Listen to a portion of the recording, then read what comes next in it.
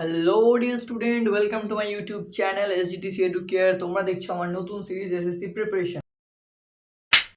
Students, চলে এলাম আমাদের next question. 2023 first January Sunday, 2025 first January কি বার, মানে হুইচ ডে? তো দেন আমরা আগের অঙ্কটা করেছিলাম 2022 থেকে 2023-এ কনভার্ট করেছিলাম।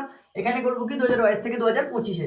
মাথায় রাখবে 2025-এর ফার্স্ট জানুয়ারি, অর্থাৎ 2025-এর ফার্স্ট জানুয়ারি।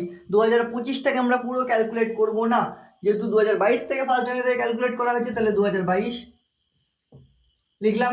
নেক্সট কি আছে, 2023 আছে, তারপর লিখলাম 2024 আছে। 2025কে আমরা ক্যালকুলেট করবো না, কারণ 2025-এ ফার্স্ট জানুয়ারি, অর্থাৎ 2025টা কিন্তু কমপ্লিট হয়নি। বারবার এক মিস্টেক করবে না। 2022 হচ্ছে লিপিয়ার, নন লিপিয়ার নয়। সো দেন এখানে অড ডে কত হবে, 1। আগেতে আমরা প্রথমে শিখিয়ে দিয়েছি। আচ্ছা, 2023 কিন্তু নন লিপিয়ার, তাহলে এখানে অড ডে কি হবে, 1। 2024 কিন্তু লিপিয়ার, অর্থাৎ এখানে অড ডে হবে 2।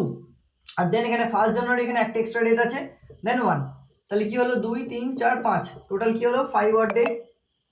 5 অড ডে মানে সেই একই প্রসেস তোমাদের শিখিয়েছি, এইতে ভুল তোমাদের হবে না।